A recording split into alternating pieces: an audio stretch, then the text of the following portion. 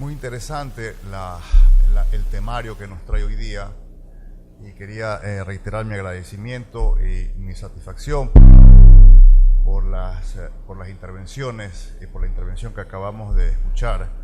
En algunos puntos vamos a coincidir con la ministra, en otros aspectos vamos a abordar temas que ella no los ha abordado y esperemos que de esta manera podamos contribuir a la temática de este taller.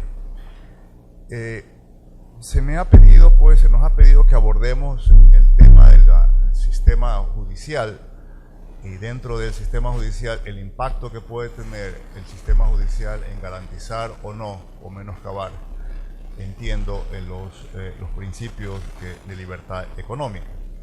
Entonces, yo voy a comenzar a trabajar esta exposición recurriendo a un concepto de sistema legal que aquí hay un problema. Exacto. Bueno, como vamos a remontarnos un poquito de historia, uno de los movimientos más importantes de análisis jurídico que ha tenido Occidente es uno que se llama, quizás ustedes lo conocen, el realismo jurídico, que básicamente se generó y se desarrolló en los Estados Unidos. Básicamente lo que trata de ver el realismo jurídico es, podríamos llamar, al derecho en acción, más allá del análisis dogmático al cual lamentablemente a veces nos dejamos llevar muchos abogados, muchos profesores académicos. La tendencia de este movimiento que rompió a mediados o inicios, las primeras décadas del siglo pasado, era hacer llamar la atención cómo las normas legales funcionaban en la práctica, en la realidad. Y ese es uno de los problemas que yo veo que existe en el Ecuador. Son muy escasos, casi nulos, los análisis empíricos sobre el impacto del sistema legal en la sociedad. Y eso nos lleva necesariamente y a veces pues lamentablemente a hacer simplemente afirmaciones, muchas de ellas sustentadas en experiencias personales, anecdóticas o en posiciones ideológicas muy generales, ¿verdad? Es necesario, es importante, y si quisieran ustedes comenzar a tomar una lista de las diferentes cosas que vamos aquí a proponer, una de ellas, muy genérica también, es hacer un esfuerzo por parte de las universidades y por parte de las facultades de Derecho de dedicarle un poco de atención a ver los mecanismos y el impacto empírico que se pueda medir el sistema legal.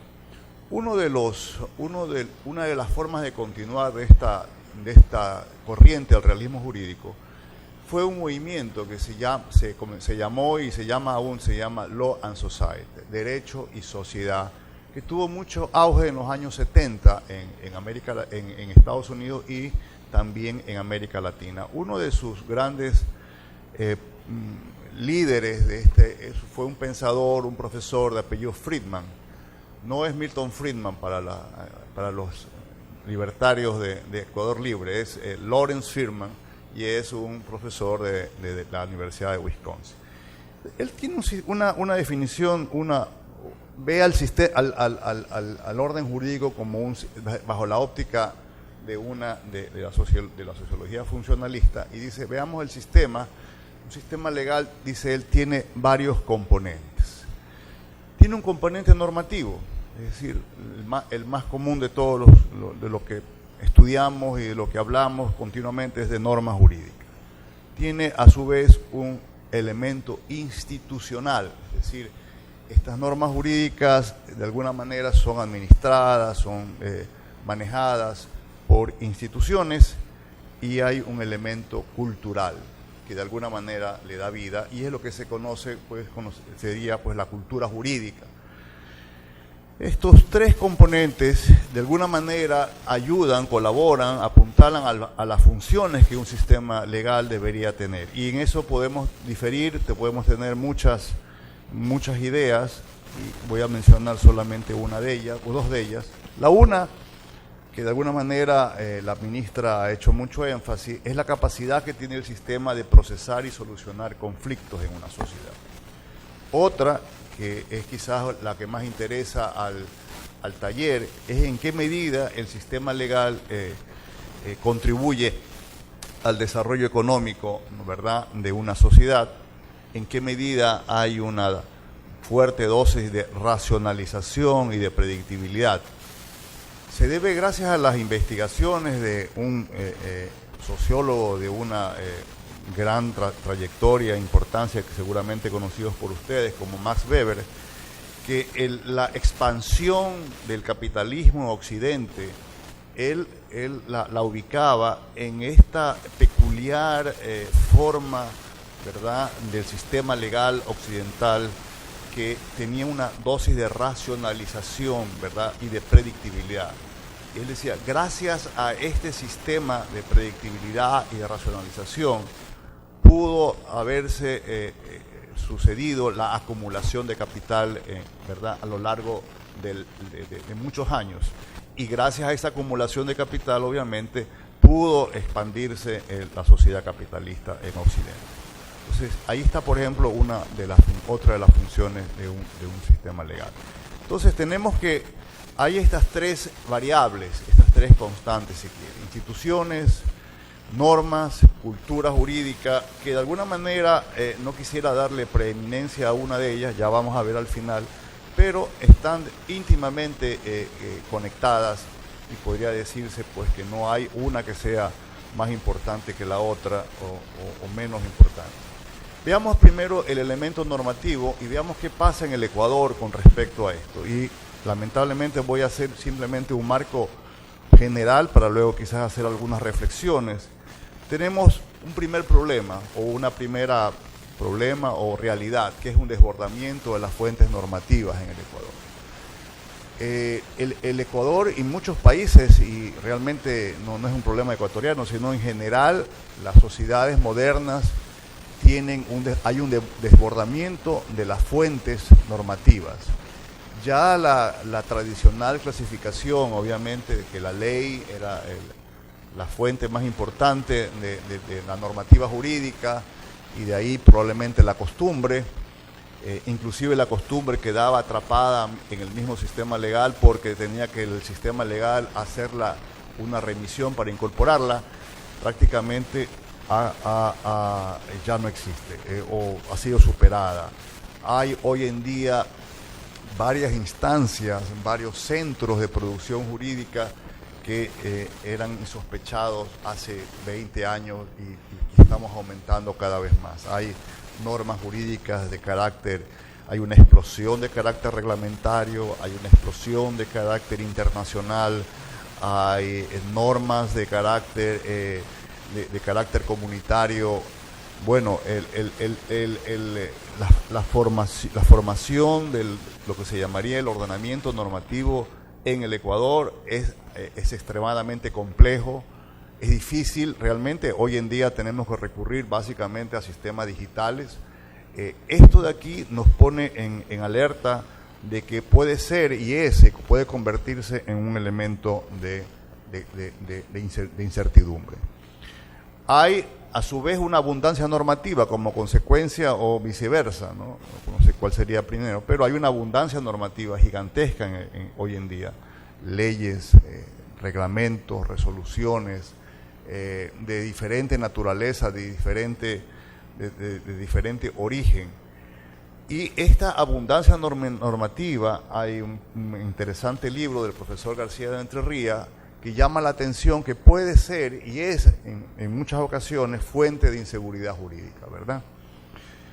Hay un conflicto permanente de jerarquías, no sabemos realmente, hay una discusión sobre las tesis tradicionales de los sistemas legales que el Seniana se someten a unas pruebas tremendas, porque hay conflictos, como ustedes saben, pueden ser de carácter temporal, o de carácter jerárquico, o de carácter espacial. Y permanentemente en el Ecuador tenemos este tipo de conflictos. Y hay una desactualización, hay lamentablemente un atraso de la normativa jurídica con respecto a la sociedad moderna. Y eso lo vemos cada vez más en muchas áreas, y una de ellas obviamente es el área económica, que es la materia de que están ustedes hoy en día han estado trabajando durante todo el día. Pero también hay otras áreas en materia del derecho de familia. Acabamos de ver la discusión que hemos tenido con respecto a la decisión de la Corte, y otras áreas en las cuales el Ecuador lamentablemente se siente que hay una disfuncionalidad entre los requerimientos de una economía moderna y la normativa jurídica que de alguna manera trata de regularla. Quisiera referirme en cuanto a la abundancia normativa, y aquí no se nos puede escapar el hecho bastante significativo, ¿no? ¿Verdad? La ley suprema ecuatoriana, la que supuestamente o es realmente la ley más importante, la fuente en la que la fuente de las fuentes, porque es la que define cuáles son las fuentes y cuál es el procedimiento para producir normas de carácter obligatorio, es una de las constituciones más largas del mundo. Son 444 artículos. Solamente la constitución de la India nos supera en cuanto a la extensión de la constitución. Yo no sé si esta estadística la puede incluir la ministra para la próxima conferencia, en alguna de esas muy interesantes estadísticas. Tenemos una constitución extremadamente larga. Es una constitución que tiene una serie de problemas. Uno de ellos, por ejemplo, es la abundancia de definiciones que da la Constitución a nivel normativo de varias instituciones. Un gravísimo caso es el que acabamos de tener, el que acaba de enfrentar la Corte Constitucional. ¿En qué país del mundo, en qué constitución se define qué se debe entender por el matrimonio? Por Dios. Eso en ninguna constitución yo he encontrado. Eso es materia legislativa, secundaria, es un producto de la evolución de la sociedad.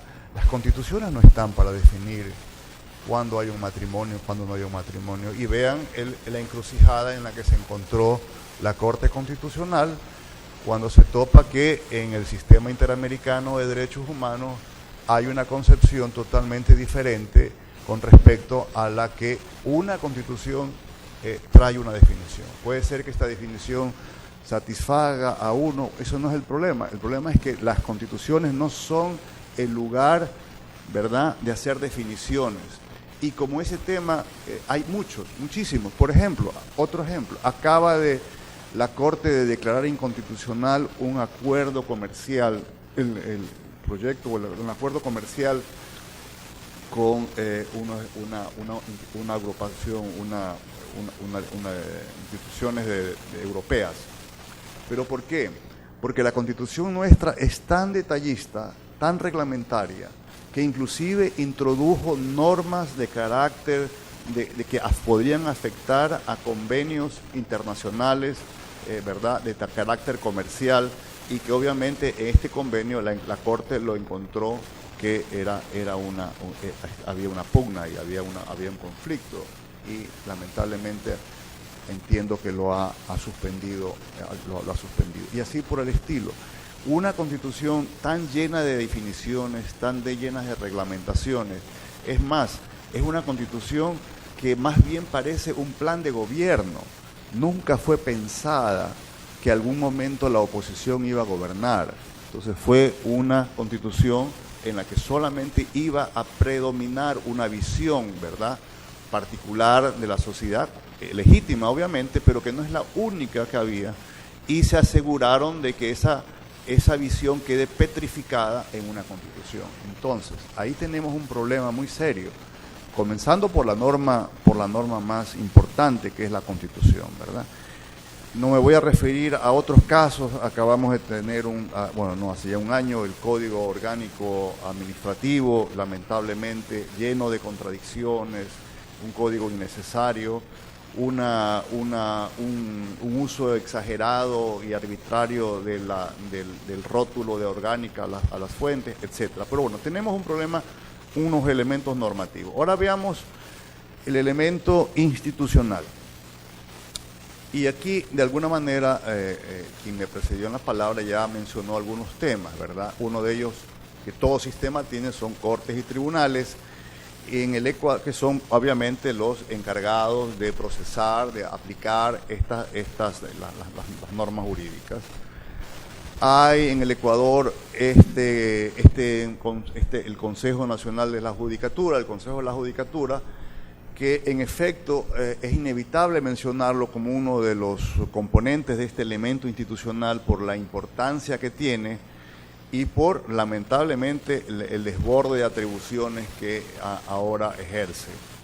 El Consejo de la Judicatura efectivamente fue creado allá por el año 93 en una reforma constitucional, pero con el afán de ser un auxiliar de la Corte Nacional de Justicia en los aspectos administrativos, en los aspectos disciplinarios de los jueces, pero jamás se pudo alguien imaginar que este Consejo de la Judicatura iba a convertirse prácticamente en el órgano superior, absoluto, casi monárquico de la función judicial.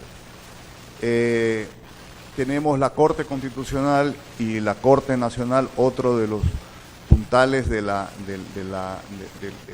elemento institucional en nuestro sistema legal. Y aquí solamente quiero hacer notar si la Constitución nuestra, siguiendo la Constitución del 98, ha entrado o ha abrazado el concepto de que la Constitución, el sistema legal está permeado por las normas constitucionales y por los valores constitucionales.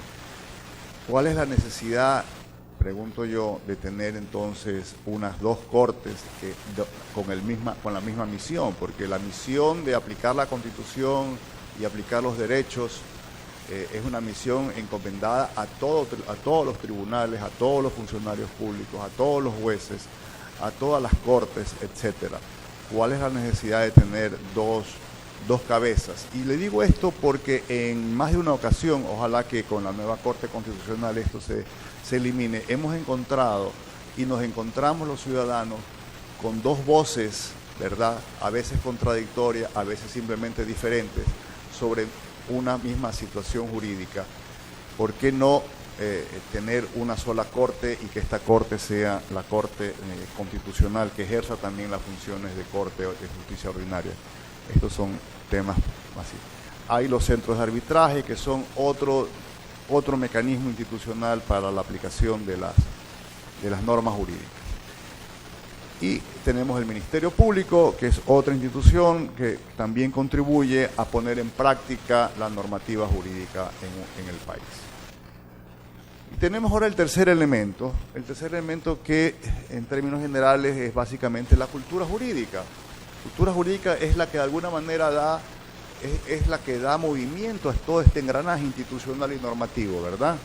Y ahí tenemos básicamente cuáles son los valores jurídicos, cuál es nuestra forma de comportamiento jurídico, cuál es cómo la sociedad en general percibe, ¿verdad?, al sistema legal, qué grado de cumplimiento de la ley, qué grado de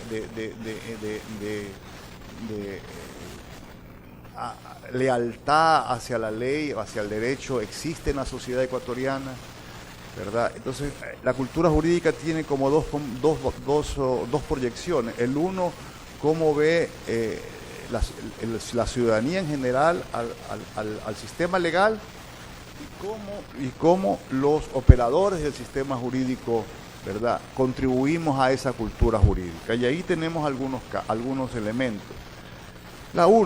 Una de las fuentes de la formación de la cultura jurídica es la educación legal. Evidentemente dependemos mucho de la cultura jurídica a aquello que se produce en las universidades, cómo se enseña, qué metodología se sigue en la enseñanza, los contenidos, los currículum, etcétera, etcétera.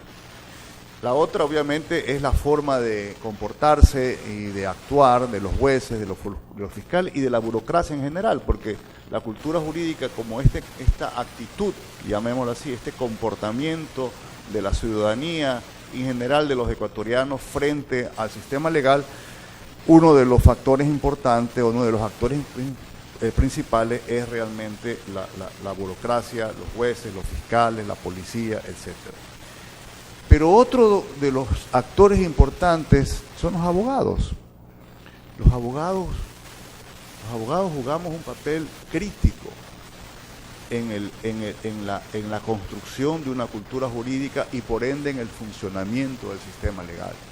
Y aquí realmente hay que hacer una reflexión bastante seria y probablemente incómoda para nosotros. El Ecuador es uno de los pocos países en el mundo en la que los abogados no tenemos ninguna regulación, o la regulación es extremadamente escasa y extremadamente sin ningún tema de ejecución, de control y de cumplimiento. No existe, ¿verdad?, sistema legal moderno en que el abogado no esté de alguna manera constreñido al cumplimiento de ciertos cánones de conducta y del cuyo incumplimiento se derivan y pueden derivarse y se derivan severas sanciones. Y en esto voy a recurrir simplemente a 2 o 3 anécdotas que de alguna manera pueden ilustrar. Voy a caer en este pecado que les hablaba al principio, a falta lamentablemente de análisis empírico, ¿no? ¿Verdad? Años atrás, yo estaba asistiendo a una firma de abogados en California en la preparación de unos informes sobre el derecho ecuatoriano que iban a ser introducidos en una controversia comercial, y se necesitaba un poco del bagaje o del input, ¿no?, esa palabra tan fea, del sistema legal ecuatoriano. Y de alguna manera le hice notar a mi colega de California que la conducta que había adoptado a todas luces de corrupción de uno de los abogados litigantes en el Ecuador podía constituir bajo la ley ecuatoriana un delito, una infracción penal, porque efectivamente estaba a todas luces. Entonces yo pensaba incorporar ese argumento en el informe, ¿verdad? Esta persona hasta se asustó un poco de lo que estaba yo diciendo, porque me dijo, eso es imposible. Nosotros no podemos incorporar en un litigio civil ninguna insinuación, por más lejana o indirecta que se haga, de que la otra parte estaría incursa, podría estar incursa o está incursa en un acto criminal, en un acto penal. Eso significaría prácticamente la suspensión de la licencia de abogado por algún tiempo, probablemente una severa multa y una amonestación por parte de los jueces. Es decir, es imposible que en un litigio civil a alguno de los abogados se les ocurra insinuar, ¿no, verdad?, para presionar a la otra parte, el hecho llevar la controversia al campo de lo penal. Y así por el estilo. Y aquí el tema que hemos vivido en el Ecuador, lamentablemente, de la corrupción, nos ha hecho ver el rol determinante que lamentablemente muchos colegas han jugado en la creación expresa de fórmulas societarias, de fórmulas jurídicas, con la evidente intención, o por lo menos el evidente efecto que tiene de conllevar a la comisión de un delito. Hoy en día, en Estados Unidos, en una prisión federal, está un abogado ecuatoriano, no voy a dar el nombre, y recuerdo que cuando estaba él en situación bastante de apuro, me llamó por teléfono y en su afán de explicarme me decía que lo único que había hecho era constituir unas compañías que le habían pedido unas personas.